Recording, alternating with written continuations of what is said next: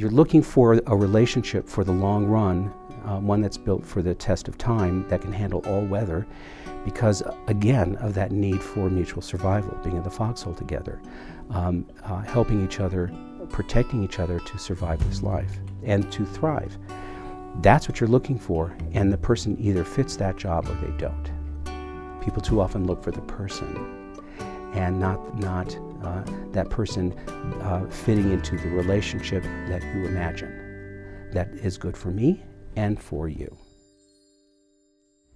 Hello everyone, and welcome to the Mindful Relationship Summit. Thank you so much for joining us here on day 2. I'm thrilled to be joined here with Dr. Stan Tatkin. Thank you so much for joining us. Thank you, Kaylee. And Dr. Stan Tatkin is a couple therapist known for his pioneering work in helping partners form happy, secure, and lasting relationships. And together with his wife, Dr. Tracy Boldman Tatkin, they founded the PACT Institute to train other psychotherapists and professionals in incorporating this method into their practice with couples as well. So again, thank you so much for joining us here today. You're welcome. Thanks for having me. I just wanted to start off by asking if you could share a little bit about your unique perspective and way at looking at love, relationships, and dating. Oh boy, that goes way back.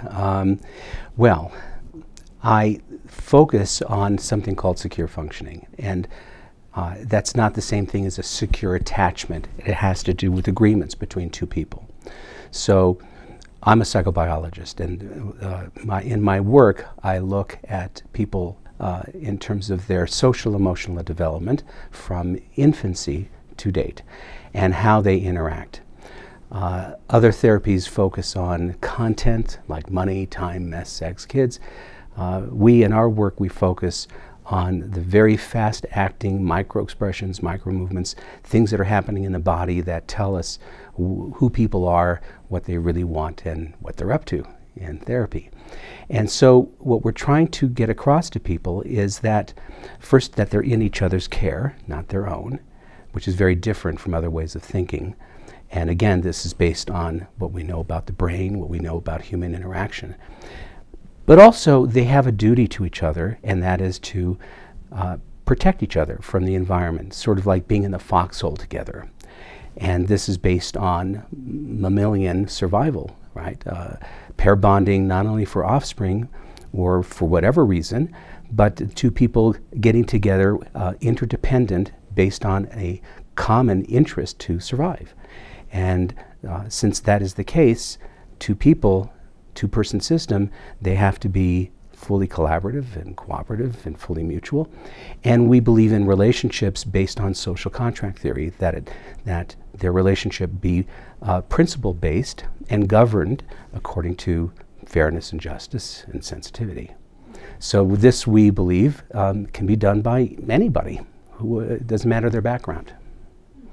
And that's our take on love. Here, love having to do not with the feeling of being in love, which is unique to each individual, and there's many different kinds of love, but that a love that's based on loyalty and interdependency and being able to trust each other with one's life. That's beautiful, thank you. So the name of the summit is the Mindful Relationship Summit. Yes. And I'm wondering if you could speak a little bit about how mindfulness might be able to help us with doing that. Well, I studied mindfulness for many years. I used to actually taught it inpatient when I was with John Bradshaw. And my teacher, some of your audience members may know, Shinzen Young was my teacher. I was trained in insight meditation, Vipassana. And while I love it, I mean, it has changed my life many years ago. What I'm recommending that partners do, and also therapists, is to do outsight meditation, where my object of meditation is you. My object of meditation is every detail in your face, in your eyes, in the color of your skin, the changes, the shifts. It is my being fully present and noticing everything about you and not myself.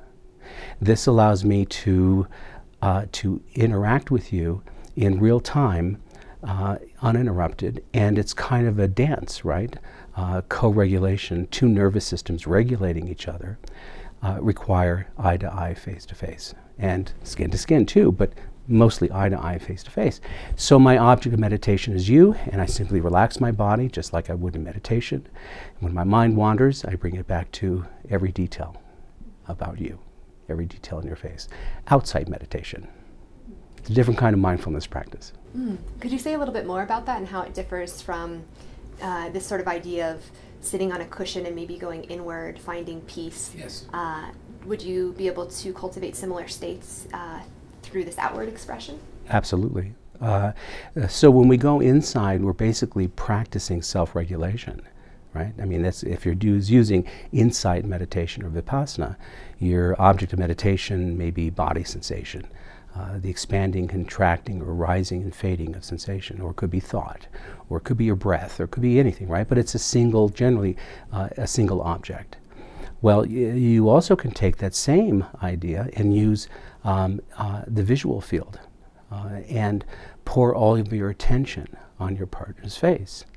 The face, especially in close-up, we're slightly too far away from each other. We have to be a little bit closer for us to use what's called a ventral visual stream, which is from the back of the brain going underneath here where the facial area, the fusiform facial area, activates, and we can actually pay attention to each other's fine muscular movements in the pupils. And at that distance, the face, by the way, being the social organ for us, we become engaged in the shifts and the changes of our states. So when we look into the eyes of another, we're really looking into the autonomic nervous system live, which is fascinating, novel, never boring.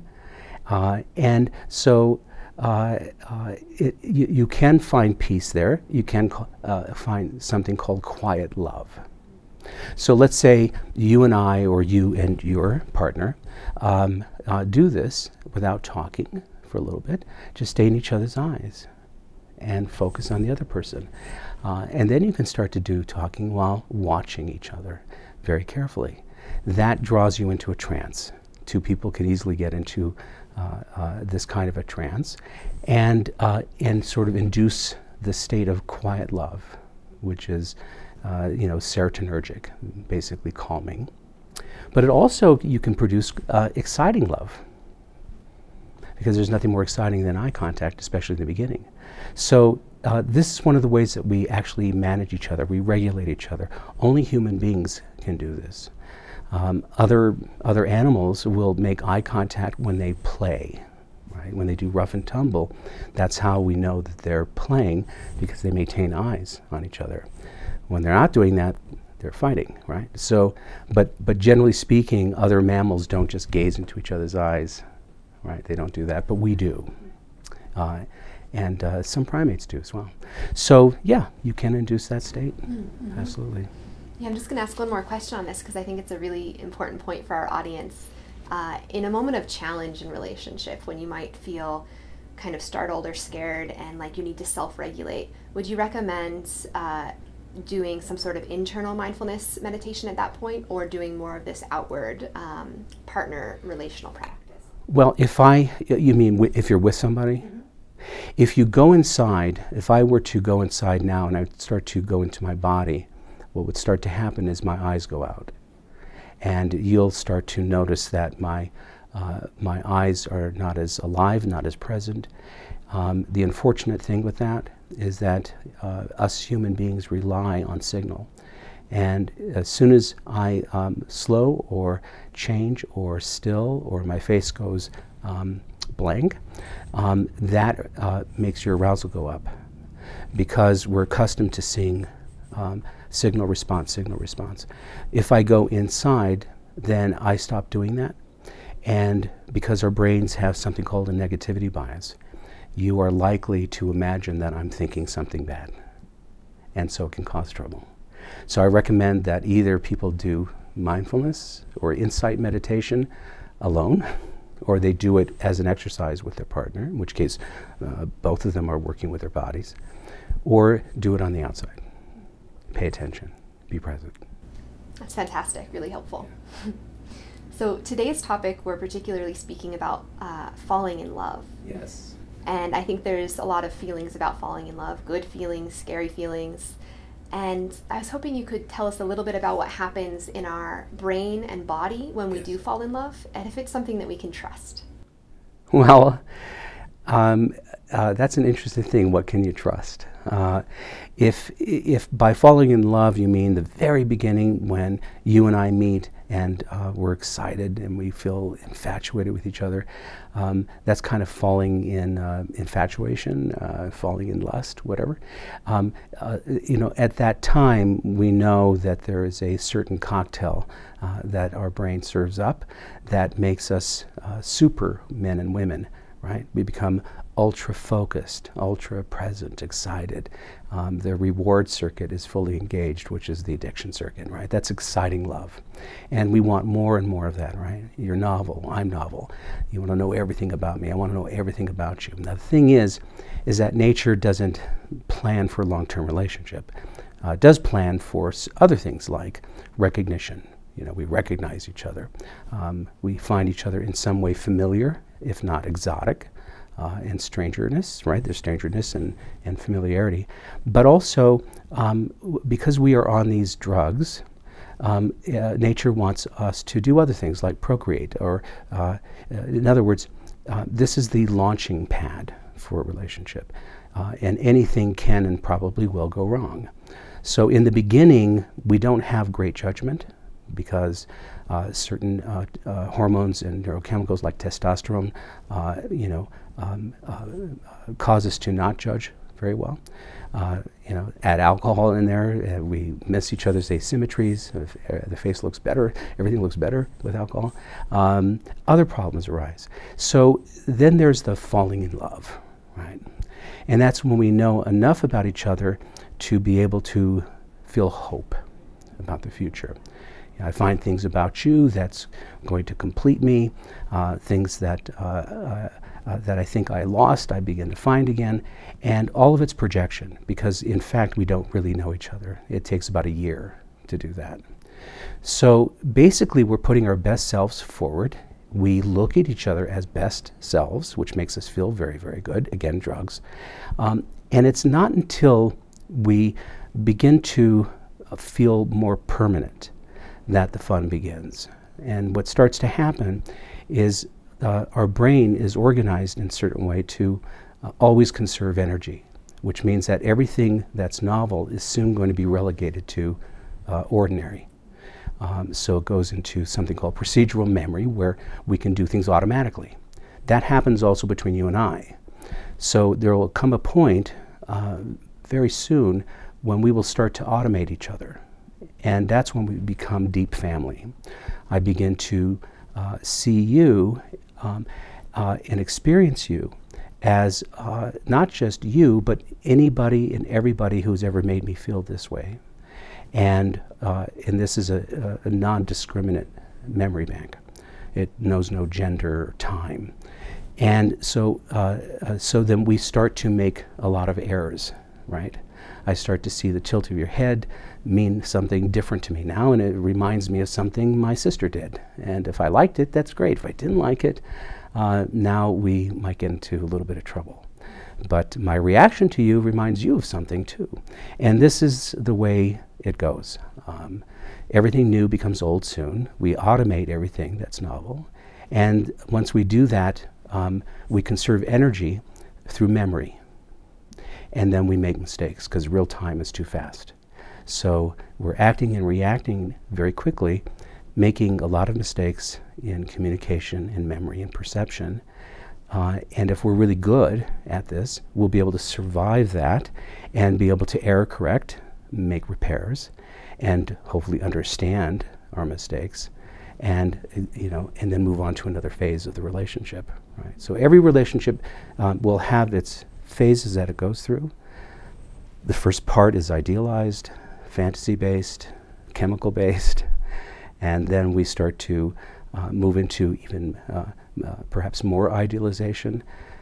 Those ideals are crushed by reality. Yay, right? Everyone's a disappointment in some way. We start to realize things, and hopefully we don't get so lazy and so automatic that we stop paying attention, which is coming back to the outside meditation thing. The only antidote to automation is presence and attention, which is what people often don't want to do because it's energy expending. See? So in order to guard against making mistakes in that falling in love period, if you're going to want to be with somebody, you can't trust yourself solely. This is when you bring in your social network and your friends, your male and female friends, family, young and old, to sniff you two out, to see, do you look good together? Do you seem like yourself? Does it bring out the best in the two of you? Do they like you individually? All of these things that people are afraid to do and ask about. And yet this vetting process is very important. You have other people who can see things that you can't see, and since they're part of your culture, it generally is a good thing, right? Yeah, that seems really helpful as you're getting to know someone. Yeah. I'm wondering about the first phase too, when you're just maybe starting to fall for someone, and it might feel really exciting, even overwhelming. Hopefully. And how you know, is that a good sign, or is that just the chemicals in your brain? How do you sort of know when something is a good sign, or maybe you find yourself being attracted to sort of the wrong type of people, so you can't really trust your feelings in that way? Right. Well, what would be the wrong type of people? So you're talking about, once again, I'm attracted to a drug addict. Once again, I'm attracted to somebody who's distancing, who can't commit. Once again, I'm attracted to somebody who rages, right? That's what you're talking about. We're always going to pick people that we recognize. We don't pick strangers. The brain, when it comes to pair bonding, doesn't like complexity. And so we pick somebody who we recognize as being familiar, even familial, on some level. So what are the chances that I'm going to pick somebody who's distancing again and again? High. But that's not the problem. The problem is twofold. Is that person aware of themselves and in what they do that is counter to secure functioning, fair, just, sensitive, collaborative? And do they want to be different? Do they want to do better? Do they want relationship in spite of their difficulties in the past? That's the person you would want, right? But to say that you're going to find somebody completely different is not realistic unless you become very different because of the way our picker works. Now the other problem is that I pick somebody who I still don't know how to handle, right? You remind me of, let's make it easy, you remind me of my mother, and there are aspects of my mother I never was able to handle or manage properly, like maybe her intimidating me or maybe her infantilizing me. And since I don't know how to handle that, when it arises in you in any form, I protest, I don't like it, I may even want to fire you. It isn't because I was wrong in picking you, it's that I still haven't learned how to manage that state that I get into, that gets triggered, and I'm not able to handle the person who is the target or the source of that state. That is the object, right? I still don't know how to manage you properly, and that will get people out of relationship. So those two things. You pick somebody who's not really willing to look at themselves, they're not willing to take responsibility for their problems, and they really want to. Yay, good. And also understand that we're constantly learning how to deal with various internal states that are triggered by relationships. Relationships in love are the hardest ones on the planet. Adult romantic relationships by far the hardest. Harder than work relationships, harder than having children, actually. They're the hardest. And the reason they're the hardest is because of the nature of these relationships. They're dependency type, and they resemble strongly the earliest relationships we had prior to 13. So I think a lot of people worry about choosing the right person, making sure that they're with the right fit, which seems important. But what I hear you saying is maybe more emphasis on the way that you approach that relationship and the willingness to work with the attributes that you might already have. And what is the right fit? To one person, it's that you like bowling every Saturday. The other fit is sexually, that you like the same things I do, or have the same libido, or another person that you believe in the same religion, or that you make a certain amount of money. This is all very individual in terms of what people think is a right fit. What most people look at in terms of what is appropriate in their, to have a relationship, in my experience, is off the mark. Off the mark. What you're looking for is, first, not the person, but what relationship do you want? Have you defined the relationship? What is it based on? Is it based on safety and security, full transparency and honesty? Is it based on a certain moral compass, a certain idea about life? Is it somebody that you would trust and they would trust you completely? In other words, you're looking for a relationship for the long run, one that's built for the test of time, that can handle all weather, because, again, of that need for mutual survival, being in the foxhole together, helping each other, protecting each other to survive this life and to thrive. That's what you're looking for, and the person either fits that job or they don't. People too often look for the person, and not that person fitting into the relationship that you imagine that is good for me and for you, right? Good for me, good for you. Not just for me, but for you too. And here we have now the beginnings of a social contract idea, shared principles of governance. This is what we're going to do. This is what we're not going to do. Because we both, being different people, we both believe in these things. We both find those things to be important to agree on, because it protects, those ideas protect us from each other and from the outside world. That's a mature way of looking at it. And unfortunately, people look in the wrong places and they suffer the consequences. Mm-hmm. Yeah. So does that make sense? Definitely, yeah. I think you're pointing to the fact that the way we often vet for our partners might be based on very superficial things. Yes, things that are changeable, things that are transient, things that not only transient because of time and aging, but also your mind is changing. Everything is changing as we move through time together. Mm-hmm. And if you base it on things that are shifting and changing, then good luck. Mm-hmm. But if you're basing it on things that, we are solidly in the pocket here, because we both believe in these principles that are self and other protective. We do these things not because we feel like it. We do it because we can. And even if it's inconvenient for me in the moment, I also know that you have to do it when it's inconvenient for you. And that's a mature relationship. That breeds a kind of love that comes from absolute feeling of safety and security, and a feeling that I do trust you with my life. That's off the table. I don't spend any more resources on that issue, which is like an existential issue. And now we have resources to spare to be creative, for self-development, to be good people, to be better parents, better at everything. Do you follow? So those things, I think, are at the bottom of all this. If people don't have that, if they don't have agreements that protect each other in that couple bubble, that terrarium that is the air you and I breathe and the water we drink, then what's the point? What do you really have?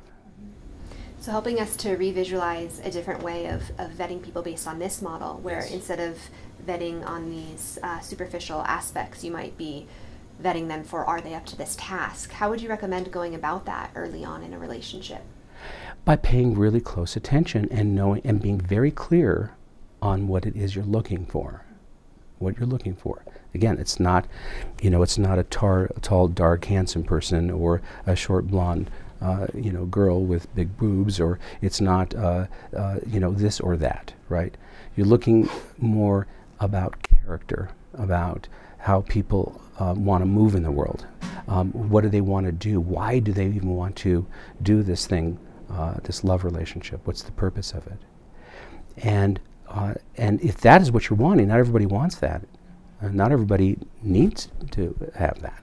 But if that is what you're wanting, then you have to look ahead and you have to start thinking about agreements.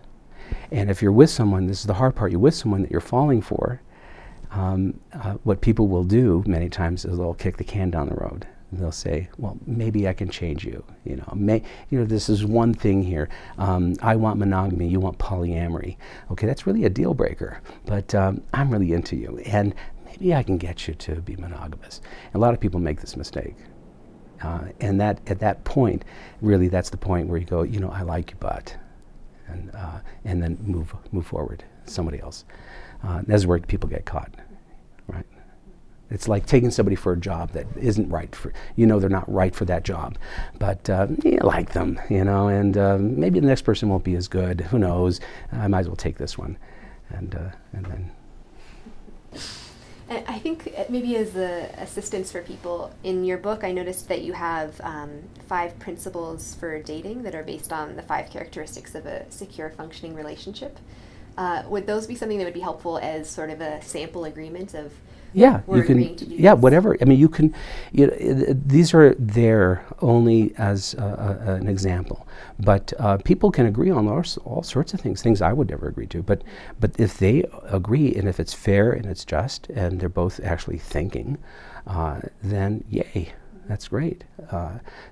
But we're lazy, and we do things tacitly, by memory, by assumption. We take shortcuts. We don't want to really hammer out this idea of, well, do you believe we should tell each other everything? I mean, that's a really fundamental thing. I can't tell you how many couples never do this, and then somebody cheats and say, well, I was completely transparent, why weren't you? Because they never really talked about it, they never made the agreement. So don't take it for granted. Actually find out what your person believes in, because if they're going to enter into some kind of agreement with you, you should know now, otherwise that's a deal breaker. How do you, when there's challenge that inevitably comes up in relationships, how do you know when that's a sign to work harder and engage with these challenges that are happening, or when it's a sign that it might not be the best fit in a relationship? Could you give me an example? Only because that could go in many directions. Do you have an example of that so I can answer better? Assuming that there's no violence or any sort of more extreme things happening in a relationship, but there's conflict over lots of fighting and tension, and it seems like unenjoyable sometimes, which sometimes can happen in relationships. Yeah. So we're often told by relationship experts like you the skills and the ways to work with challenge in relationship. Yeah. I'm also wondering about the other side of, and are there times when it's just not the right fit and when it's time to call it quits? Well, again, the word fit. And you have to understand that words are perfectly imperfect. That everyone's using words differently. So I could say it's the wrong fit, but what does that really mean? I could say that you're being violent, but what does that really mean? Or being abusive, what does that? So we have to really narrow that down. But in fighting, in general, you and I, if we're a good couple, we fight. But we also know how to get in and out of these fights quickly and efficiently, so that we're relieving each other as fast as possible, and we're creating win-win situations. And in order to do that, our thinking has to be oriented differently. Instead of, I'm just taking care of myself, I have to take care of myself and you at the same time. You have to take care of yourself and me at the same time. If we don't do this, we naturally cause each other to square off, and we now get it. We're now standing up for our own interests, and that's adversarial. Nobody wins in that situation. So secure functioning folks have high social emotional complexity. They get what they want through attraction and not fear or threat or guilt.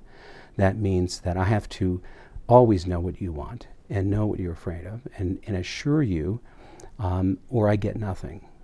I can't just talk to you as if it's all for me and I'm not thinking about your interests, because now you're going to have to sit there and think about defending yourself. You're going to have to think about standing up for yourself, because obviously I won't.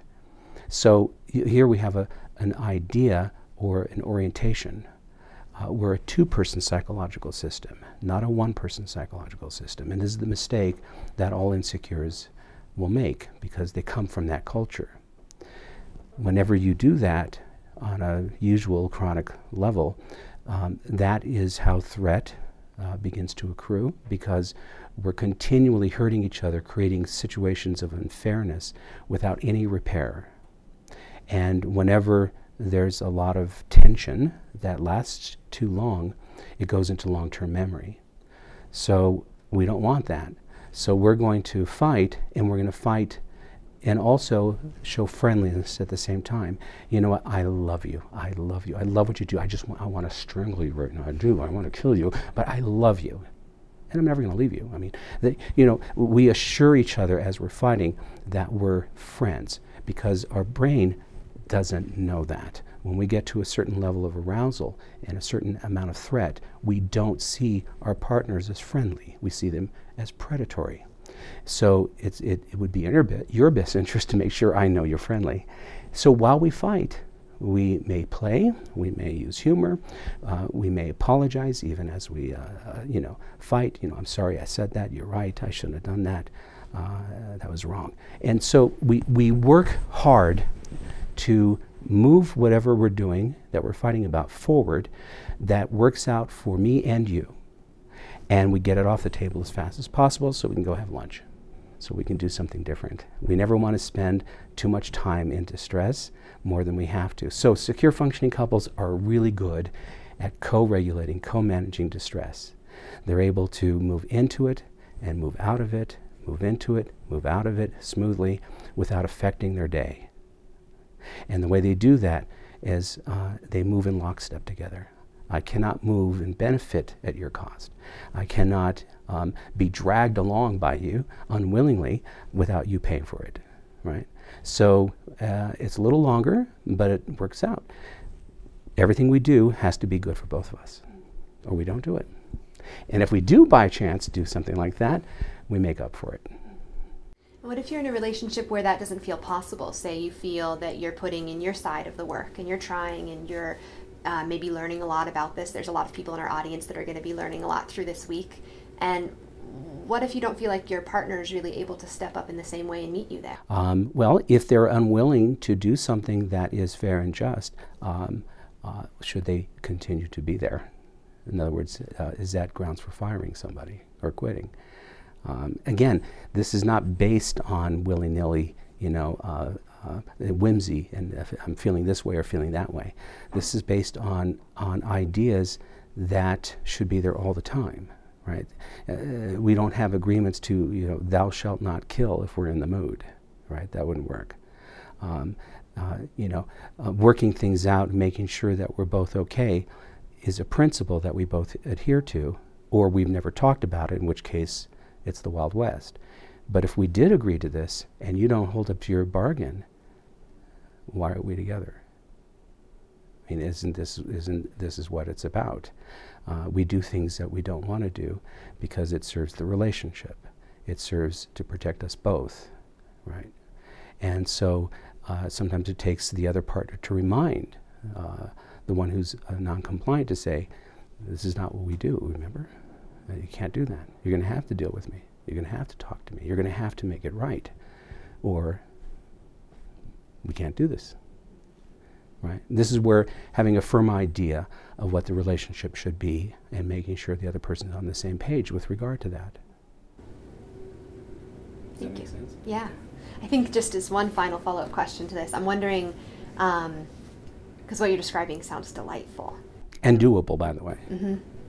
And I'm wondering for folks that don't feel that it's as doable, that feel like they might be in a relationship that has a lot of accumulated karma in which they haven't set agreements and they haven't done some of this groundwork, and they're realizing now that they might want to create something different in their relationship. I see those people all the time. How do they get started? By suffering first. We learn by suffering. We learn by regretting our mistakes, right?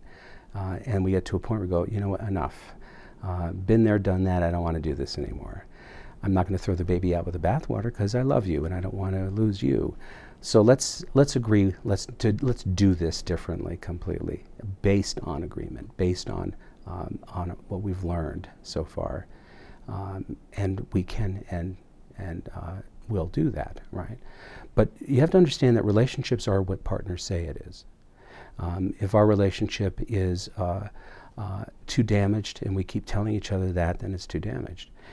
If our relationship cannot withstand who we are, then the relationship doesn't have that strength. If the relationship, you follow what I'm saying? It is exactly what we say it is.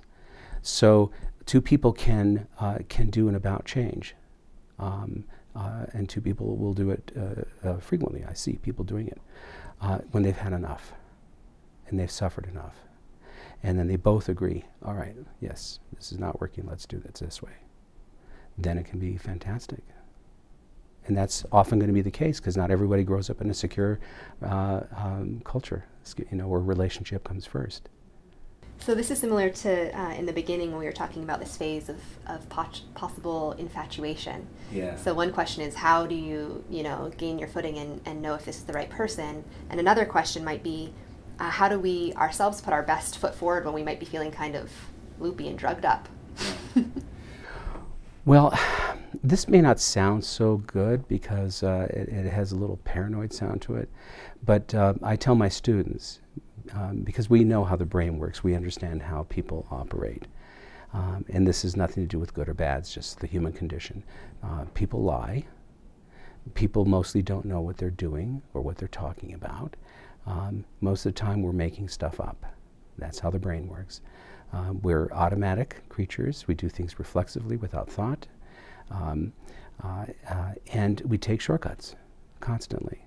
So this is the human condition. So now what? Everyone's difficult. There's no low maintenance person. Everyone's a pain in the ass. Everyone's annoying.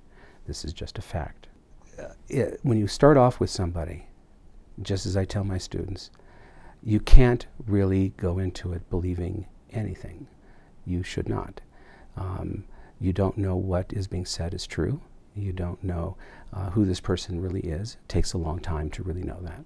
You don't really know what this person is up to exactly until you've been watching and paying attention. So that's why we talk about in the last book, Sherlocking. This goes back to the outside meditation.